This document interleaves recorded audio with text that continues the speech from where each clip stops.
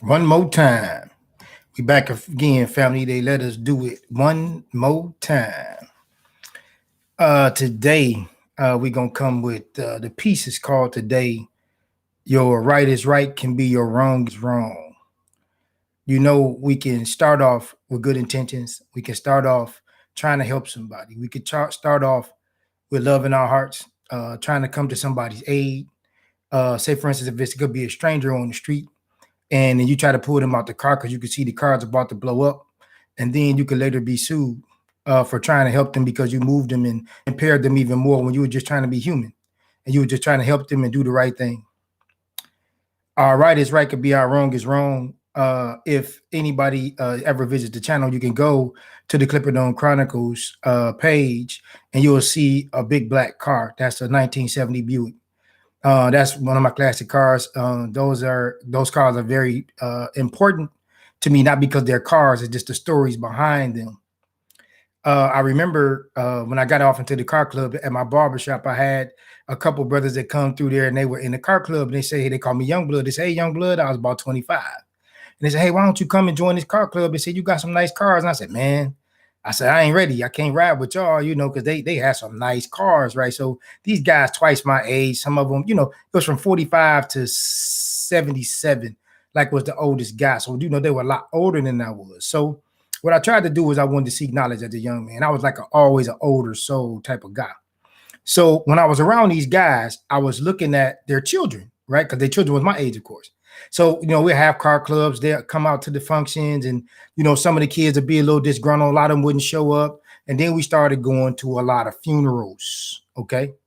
So it was one guy in particular. He had 100 employees and his children showed up to the services. And I had never seen them over the years come out and hang out. And this guy was, this guy was stellar, top shelf, excellent businessman, good guy, just heart of gold.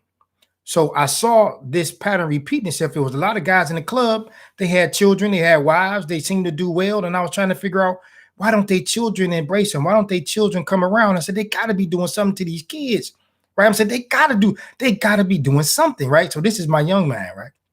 So now when I see all of these guys, all of them was fairly, well to do. They, pretty good. They took care of their family best they could. I'm sure there's some past and some histories. I mean, some drugs, maybe some drinking, street running, all that good stuff, right? But overall, good guys. Okay. You learn in your youth, you get wiser, you grow, as you get older. So I think what I started to see was their right is right, what their wrong is wrong, because they spoiled their children. Now I see. Now I'm on the other side. Now I get to see why it happens the way that it happens. Good people, we could do our right is right, and it could turn out to be our wrong is wrong. I know a lot of us have been there, but I learned that first from these guys, and I saw their children turn on them. I saw their children disrespect. I saw their children disregard. I saw their children be very negative. And all these guys ever tried to do was right. But your right is right can turn out to be your wrong is wrong. So now I want to talk about myself. So now I'm that older guy, right? My daughter's grown, right? And I have saw what I thought that I was doing my right is right when they were younger could be some of my wrong is wrong. So now I get to see that I spoiled my children too. And then it's a lot of times we had conversations, a lot of things that we have different views on because they didn't have consequences. They just only had rewards and gratification. So now that I think that some of the wrongs that I did, my right, what I thought was right when I was older, when I was younger, now looks like some of my wrongest wrongs. This morning, I started at 6:00. I had two, let me just say, good friends that turn into clients at times because sometimes I'm their client. We bounce things off each other. And sometimes they're my client and I bounce some things off of them, but we are very good friends. And they had identical problems with their wives and their children. And now understand that they did wrong. Okay. Nobody is perfect. We're not saying that these guys are the end all be all cure all. There are no messiahs in this story. Okay. These are just good guys. And I know this. But they both had identical problems from they started at 6 a.m. and one ended at 8. And then the next one picked up from like 8:30 to like 10 o'clock. So they had the same problems with their, children. and their wives. But what they thought they were doing right 20 or 30 years ago, today is some of their wrongest wrongs. And they realize what it is. They know where it came from. So this piece I wanted to put out because it was heavy this morning. These are entrepreneurs. Both of these guys are well to do. These aren't short-sighted guys. They not, in and out the penitentiary. They ain't out here getting drunk, getting high, running the streets. None of that cliche story. These are real men, real fathers. These are mature men, right? Which having the same problems that I have. Okay, identical. So when you keep hearing this, the reason I came up with this piece tonight, that your right is right can be your wrong is wrong. When I had my barbershop in Detroit on the east side. And a lot of things that I thought I was doing right back then was turning out to be my wrong is wrong. And some of the things that I thought was wrong turned out to be some of my right is rights. So with that, it was a young man. He was of West Indian descent, and he was African American. So he was, biracial, of course. And he used to come to the shop, and then he was adopted. So he was living with his adoptive parents, and then something happened, and he became homeless. I forget that story. So when he was able to drive, and he was in high school, so he had a really good friend that stayed right on the same block because my barbershop was on the corner. So he stayed directly behind me, his very good friend. So his very good friend wouldn't let his very good friend's father would not let him stay in the house. Okay, he told him, you need to go back home, you need to get with your parents, or go get your guardian, find somebody who could take care of you. I don't want to get involved in that kind of thing. So this young cat started sleeping in his car. Now, I didn't know that he was sleeping in his car. As far as I knew, he was staying down the street. Now, him and the other young fella, they never told me no different. So he just come by the shop and he said, hey, DJ, I need a haircut. And so he'd come by early and I cut his hair. He said, well, I ain't got no money. He said, I could pick up around the shop. So I knew it was rough. You know what I'm saying? You're being adopted and, just all the stories, man. I don't know nothing about that this particular time. I just know that it's hard being in that situation. So I'm just helping this guy if he need $20, $15. It was never nothing big. So he used to come around just to talk. This is a young cat, like 15, 16 years old. So he come around, man, and he was just trying to talk. And then one day, so let's see, 1, 2, 3, 4, 5, 10th. He's might in the 10th grade.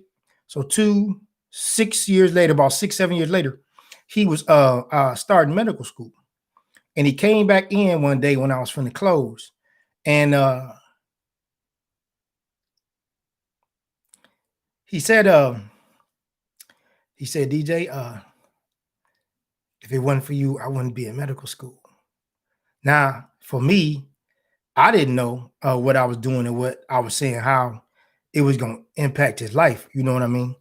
He had a real rough time, and he just coming around me just to talk, and then for him to go to medical school and come back and tell me that, man, you never know the things that you think you're doing wrong could be your biggest right is right. So I knew that he was displaced. I just never reached out to try to talk about his situation, not knowing he was sleeping in his car, right? So that what I thought was wrong for not reaching out with the right is right, because he thanked me just for doing what I did. And I didn't know that I was doing anything specific or in particular. I did not know. So my oldest daughter had a friend come in last weekend. And when I say your right is right, can be your wrong is wrong. What I thought I was doing right in my youth, her friend grew up across the street from me and my daughter. And so I grew up with her mother, my daughter's friend's mother. We grew up together. So we like family. So now it's the second generation. So she came in and she started telling me stuff that the neighbor across the street started telling me stuff and telling me in Iman some things that she saw in our house that we didn't even know was happening. So sometimes it takes somebody on the outside to tell you what's going on the inside. So our right is right, what I thought was my wrong is wrong, when she told me what she saw. And now here I am, let's say 20 to 25 years down the road, I get to see the aftermath of that. I get to see that high insight. But back then I thought that my right is right, was right. And it's now turning out to be my wrong is wrong. So I made a lot of mistakes, but that led me to this piece. It's some things that my children saw in my first marriage, because I was married for some time before for many years. And then so when that dissipated, my daughters started telling me as they become adults what they thought about me and their mom, how they saw us, how we moved, what we lacked, where we were strong. But most of all, when I thought my right is right, it can turn out to be my wrongest wrong, because obviously because we got divorced, because we didn't argue, we didn't fuss, fight, cuss, and all that stuff. We didn't do that. So my kids never saw that coming up into the house. But what I thought was right turned out to be my wrongest wrong, obviously. Um, so then it was like it went to my family. Okay. So when I was younger, I got off into a lot of businesses, okay, like at the same time, simultaneously, and I didn't share that with my family. So what I thought was right by keeping my business to myself, I thought that each year was going to be the year that I would succeed, and then I could tell everybody what I was doing, and then after that, all will be well. But my right is right was my wrong is wrong, because I was wrong because it took more than 1 year. It took more than 2 years. It took more than 3 years. It took more than one business. It took more than two businesses. It took more than three businesses. It was got to a point where it was like five businesses, two or three of them running simultaneously. Okay. Now, keeping that from my family, I thought that was right. But understand, I thought that this 1 or 2 years, that second or that third year was going to be the year that I could release this information and I could tell my family. But of course, in your family, it's best to keep things close to the cuff. I had a very large, close knit family on both sides. So to keep things down, to keep everybody in a good mind space, I didn't share a whole lot. But then I started having crazy conversations with people because they didn't know really who I was and what I actually did. Okay, because a lot of things I kept it, close to the cuff, and it was very. I didn't disclose a lot of stuff. I just did not. I didn't. So as the years have gone by, now I get to take my daughters around to the different forums and functions that I do. They see the research I do with relationships. They get to see me go to different universities and speak in different departments. So if it's just business, or if it's psychology, those type of things. So how I can get embraced by institutions and organizations and my family not even know that's who I am. So I thought that my right is right. It had turned out to be my wrong is wrong. So now what I have to do now, this recently I have somebody in the next generation. I don't want to say specifically who it is, but they came to me and I saved them a tremendous amount of money because they were about to make a very, very large purchase. And I saved them a tremendous amount of money. And they saw me, but they didn't know because they were so much younger what I really was doing when they saw me doing this piece of business that I helped them with. So it was like a 5 minutes, 10-minute transaction. I told them, go get a pen. They wrote it down. I solved their problems in 10 minutes. And they didn't know that I was capable of that. But I spent so much time and so many years not disclosing things, just trying to stick my head down to the grind. And you look up and 15, 20 years get by you. Okay. So your right is right can be your wrong is wrong. What you think you're doing right today could look very weird tomorrow. So now I'm having very strange conversations. Even though I get embraced by different institutions and organizations, like when I talk to business people, it clicks. It's like simultaneous. It's nothing. We talking and it clicks. But then if it comes to my family, I have to do a lot of explaining because they saw me, but they didn't see what I was doing. So now I got a lot of work to do. My right is rights are turning out to be my wrong is wrongs. I got a lot of work to do, but it's kind of crazy sometimes having these uncomfortable conversations when people see you and think they know you and they only got half of the story. So getting embraced by business people. I got another. We're gonna do a podcast coming up soon where I have some entrepreneurs who I helped over the years, and I'm not gonna say a word. I'm not talking. I'm just asking questions, and I'm gonna let them. This really kind of like for my family and close friends, so they can kind of get to know me a little better through somebody else's eyes. I literally, have had people in business hand me a book to read, and I had 4 businesses running simultaneously, and it was just like amazing. It was crazy for somebody to hand me a book on business when I never had a job in my life.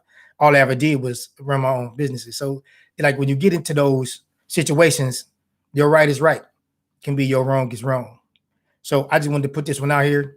Let y'all, hey, watch out. We got the Davidson County Sheriff's Department. We had the pleasure and the honor to be able to partner with them. So we're going to put some things together for the fellas who might be incarcerated. We're going to get a positive outlook on it, not the negative side. So we want y'all to look out for that. So the Clipper Dome Chronicles will definitely be in the house. So this is just another piece. Another institution that has embraced what we are trying to do. So we want to say thank you to them, and we want to close this one out. We want y'all to take this. We want you to test this. We want you to try this. Take it to the barbershop or take it to the hair salon. Take it to the job or take it to the church. Remember, you don't have to like it, believe it, or understand it. Sometimes you just have to respect it. This is the Clipper Dome Chronicles. Thank you.